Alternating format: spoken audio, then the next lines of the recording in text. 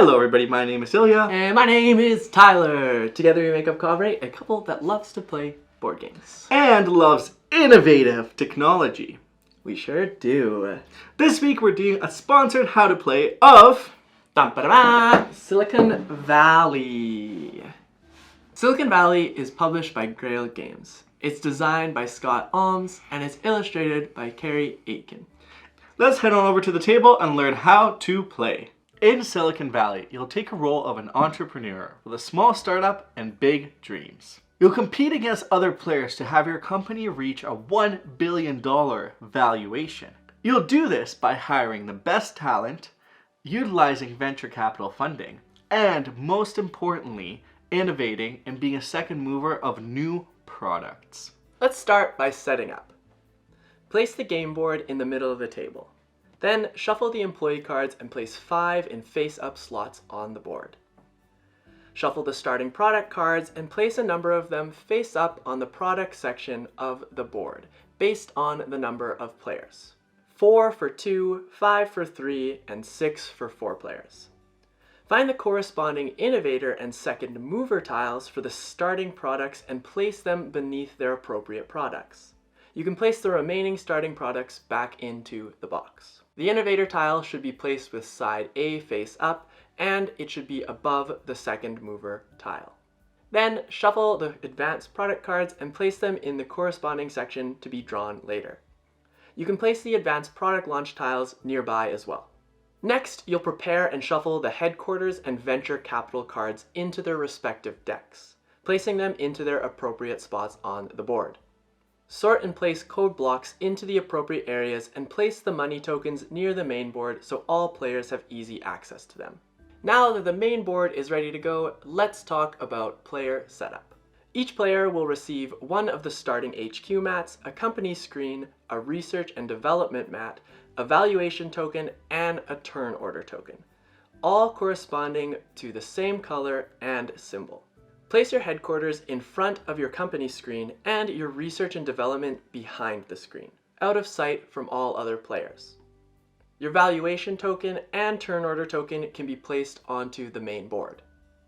Choose turn order and place the valuation tokens in the corresponding order, with the first player being on top in the starting place. Each player will then receive varying amounts of starting money based on turn order.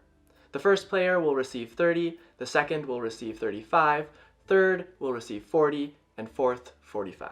As the last step, shuffle the founders and deal 2 to each player. You'll choose one to keep and discard the other.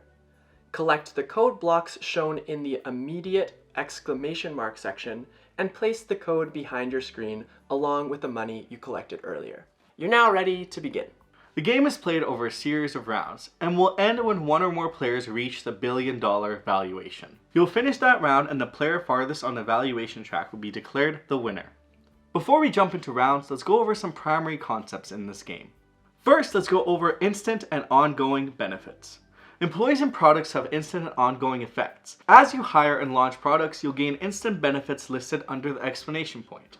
However, they will also have ongoing benefits, which are listed under the infinity symbol. A key part of the strategy is to weigh short-term benefits and instant gains versus long-term benefits of ongoing effects. Another concept we want to discuss is that there's 3 different types of resources that will be utilized throughout this game: money, valuation, and code blocks. A company's valuation is the heart of the game. You'll move up on the valuation track every time you see a V in a circle. You'll notice exponential increases over the track, which generally just signifies thematically the rapid growth of your company. For the purpose of this game, there's no difference from moving to 1 to 2 million, then 800 to 900 million. Each step is a single increase in valuation. Now, money is the cash you gain throughout the game. You'll use this to hire employees, increase your HQ, and pay upkeep costs. The money you have is not related to your valuation and instead represents operating costs. Code blocks are primarily used to launch products. You'll develop new technology in the shape of these code blocks. They're also used as currency for venture capital funding and upkeep of your products. Another concept is company culture. Your HQ and your products will have various symbols that represent how your culture operates, and these will provide a discount for you to use when hiring employees or obtaining venture capital funding. The last concept we wanted to cover is open versus closed information. Most of the information in the game will be open information, with the exception of blocks of code and money, which will remain hidden, as you don't want to leak your next product. Other players may ask how much money or blocks of code you've gained through an action, but they can never ask for your totals. Now that the game's set up and we've learned some basic concepts, let's learn how to play the game. Each round will have 2 phases. In the first phase, players will take actions to hire employees, acquire venture capital, or VC for short, launch products, and manage companies in a few other ways, which we'll see shortly. The second phase will have you operate your companies. This will generate new technology, gain new money, and increase valuation of your company. It will also be the opportunity where you have to pay your upkeep costs, including salaries and maintenance of your HQ and expansions. First thing you'll do in the action phase is assign turn order. Turn order is set by the lowest company valuation going first. In a case of a tie, the player with the topmost token will go first. Once turn order has been arranged, you're now able to begin taking turns. There are a total of 7 actions to pick from, and on your turn, you will take up to 3 actions in any combination. It is important to note here that actions can be repeated, so for example, your turn could be taking the same action 3 times. Now let's take a closer look into the 7 actions you're able to pick from. Hiring an employee. Hiring an employee will cost $5 to $9. When hiring an employee, you'll pay the cost and take the employee, putting them in a slot below your headquarters. The employee row then shifts and a new one is immediately placed on the board. You'll gain blocks of code as an instant benefit of hiring an employee. This represents the ideas they come with. Now, some employees will be interested in your company and can be hired for a cheaper rate. Your headquarters and products you'll acquire throughout the game will have various symbols representing company culture. If those symbols match the symbols on the employees, you'll receive a discount of $1 per symbol. Each symbol must match one in the player's company 1-to-1. So the highest discount you can achieve is the sum of all the symbols on the employee card. Also keep in mind that your headquarters will limit the amount of employees you can have, and you can never go above your headquarters limit. If you ever want more employees, you can expand your headquarters or perform layoffs. Another action you can take is poaching an employee. Instead of purchasing an employee from the board, you can steal one from another player. Poaching an employee costs $15 and is paid to the bank. A player cannot stop you from poaching employees. Whenever you poach that employee, you may still gain the discounts based on the symbols as discussed earlier, and you will obtain instant benefits as if you hired them from the board. Poached employees can be poached again, even in the same round. Now let's talk about expanding your HQ. You may choose this action to do exactly that. This action involves selecting one of the available HQ cards from the 3 face up on the main board. You'll pay the expansion cost and place your expansion on the right of your company. Expanding will allow you to hire more employees and launch more products. Each HQ card will also come with a variety of symbols which will add to your company culture and provide further discounts for employees or acquiring VC funding cards. There is no limit to how many HQ expansions you can have, but the more you build, the more money they will require. The rule of thumb for these expansions is increments of 5. This means you'll pay $5 for the first expansion, 10 for the second, 15 for the third, and so on. Another action you're able to perform is acquiring venture capital funding. In this action, you'll select a VC card from the board and acquire its benefits. The idea here is that you are presenting your company plans to potential investors. Generally speaking, these cards will provide additional money to support your company and often provide an additional bonus. All VC cards have an associated cost to them which is paid in code. The value of the code is equivalent to the number of squares it takes up. So, for example, a 2x2 code tile is worth 4 code.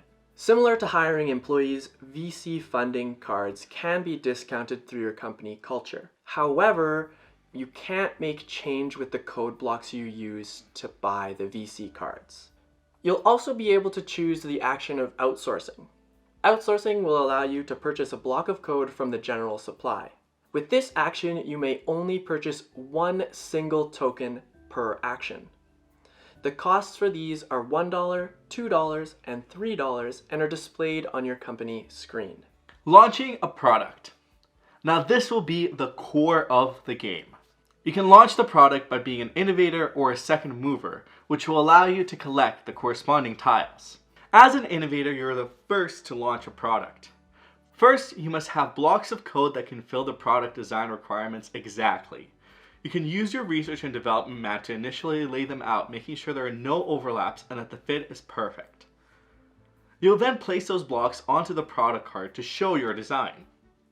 Following that, you'll collect the innovator tile and place it in your headquarters. You must have room in your headquarters for the product tile, as if you do not, you may not take this action. You'll then obtain the instant benefits of being the innovator for that product. Now, you can also launch a product by being the second mover. This means launching the same product and being the second person to do so. Here are the steps. When you build the product, you must use the exact code that was used in the innovator's design. There are no substitutions. You'll collect the second mover tile and add it to your HQ, gaining the instant benefits. Like the innovator, you must have room in your HQ to do the action. When you collect the second mover tile, a few things happen. First, you discard the product card along with the code on it and place a new one on the board with the corresponding product tiles. As well, the innovator flips their product launch tile from the A side to the B side, decreasing their ongoing benefits as now there's a new and improved product in the market. An important note here is that a player may not launch a second mover product in the same round another player has innovated it. Again, launching products is the core of the game. You'll want to be a second mover so other players don't monopolize the market with their product, as well as innovate so you can continue increasing the valuation of your company. Another action you can take is sunsetting products. If you want to remove products from your HQ for any reason, you may do so by spending one valuation per product. This can be a great way to remove some of the less beneficial products or innovator products that have been shifted to the B side. The last action you can take is to perform layoffs. As your company valuation increases, you will hit specific milestones that will lead to company-wide salary increases. Each time you land on or cross one of these milestones, you must add a salary token to each of your current employees. This increases the money required to maintain your employees paid in the second phase. This is where the layoff action can come in handy. Over the course of the game, some employees will become more expensive, or they'll simply stop adding value to your company growth. The action of performing layoffs will allow you to discard any number of employees by decreasing your valuation by 1. Just a couple of notes here. First, if you poach a worker who has additional salary tokens, those tokens will remain on them when you take them to your company. This might motivate you to take the layoff action when that employee gets too expensive. The second note here is that if your valuation ever drops below a milestone space, you may then remove salary tokens from each of the employees you currently have hired. Now once everyone's taken their action, it's time to proceed to the second phase. There are 2 steps in the second phase: collecting ongoing benefits and paying upkeep. First, you'll collect ongoing benefits from all parts of your company. Employees will grant you code, while products will give you a combination of cash and valuation. Then you'll move into the second step of this phase, the upkeep. The total amount of money required for your upkeep is the sum of employee salaries and maintenance costs associated with your HQ. You'll start by paying your maintenance costs and then move to paying your employees. If, for any reason, you cannot pay for your employees, you'll have to do involuntary layoffs. In this case, you'll move your valuation down 2 on the valuation track and lose any employees you are not able to pay for. It is important to note here that you'll never lose your founder. The other upkeep cost you'll have is for your products. Each product will cost a certain amount of code to maintain. You'll pay the code in a similar fashion as you've paid for venture capital funding. Add up the total and pay the code. As a reminder, you cannot make change for code. If, for any reason, you cannot pay for a product, you'll then have to sunset it involuntarily. This will lose you 2 valuation on the track for each of the products that you've had to do this for. After you've paid upkeep, you're finished the operations phase. Once every player has taken their turn, you'll move into the next round. You'll adjust turn order and keep playing until one player reaches the $1 billion valuation. You'll finish up that final round paying all upkeep costs, and the player who reaches the highest valuation by the end of that round will claim victory. Will you be the most successful entrepreneur in Silicon Valley? Thank you so much for watching our How to Play. If you're interested in learning more about Silicon Valley, check out its Kickstarter page. We'll link it right down below. If you like what you saw here today, give us that thumbs up, hit that subscribe button, and be sure to follow along in our journey and our love for board games. And make sure to read the description in case there's any changes, any errors that we may have made. Just make sure to read that down below so you know when you get to play the game. Exactly. Until next time, this is us heading over to the computer to see if we know anything about coding. Technology. Bye.